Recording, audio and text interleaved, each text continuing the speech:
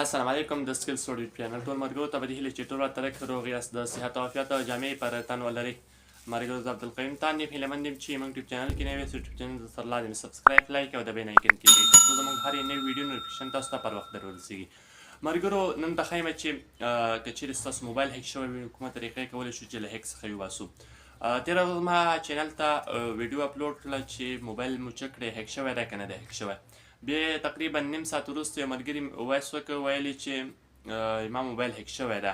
نورو ملګرو یې ګیلري ته او نورو اپلیکیشنو ته یا ما ډیټا ته د ما تصویرو ته لاسرسی کړی ده نو څنګه کولی شم چې له هک څخه وباسم درې طریقې درته ښیم په دې طریقو په استعمال سره تاسو کولی شئ چې خپل هک شوی موبایل له هک څخه وباسئ یو یادونه کوم هغه یادونه دا ده چې که چیرې تاسو انډروید موبایلونه استعمالوئ دغه انډروید موبایلونه هک کېدل 3 دقیقې وخت نیسي ډېر وخت نه نیسي انتهایي ډېر ایزي دی ډېر اسانه کېږي هر کس کولی شي چې ستاسو موبایل در هک کې کومه ډیټا تاسو لرئ هغې ته لاسرسی وکولی شي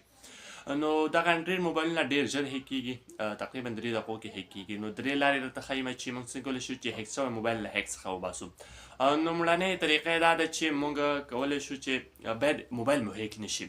که چیرې ستاسو څخه چا موبایل یا ملګري بل کس موبایل وغوښتو موبایل مه ورکوئ خپل شخصي موبایل مه ورکوئ ځکه په دې خاطر که چیرې دغه اپلیکیشن له ګوګل څخه راښکته که که زه اوس څوک بیا ډېر ملګري غلط استفادې ترې کوي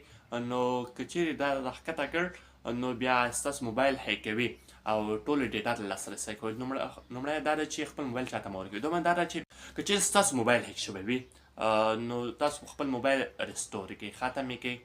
صفا یې کړئ ځکه چې که چیرې ستاسو موبایل هیک کوي هغه اپلیکیشن له ګوګل څخه راښکته کوي کله یې راښکته کړي بیا هغه هیډ کوي ته نسې کولی چې هغه اپلیکیشن ته لاسرسی وکولی شي نو دغه باندې بیا ځانګړې ویډیو اپلوډ کېږي خو اوس یادونه خالي کوم نو تاسو موبایل ریسټور کړئ بله طریقه دا ده چې که چیرې تاسو انډروید موبایلونه استعمالوئ دا ډېر ایزي هیک کېږي ما مخکې یادونه وکړه دا انتهایي زیات ایزي هیک کېږي 5 دقیقو کې الا 4 دقیقو کې دا موبایل هیک کېدی شي نو تاسو غواړئ چې انډروید موبایل استفاده کړئ دې پر ځای که آیفون استعمال کړئ آیفون سکیورټي انتهایي زیاته قوي ده هغه هر څوک نشي کولی چې موبایل مو هیک کړي هغې سکیورټي انتهایي زیاته لوړه ده لوړه سطح کې ده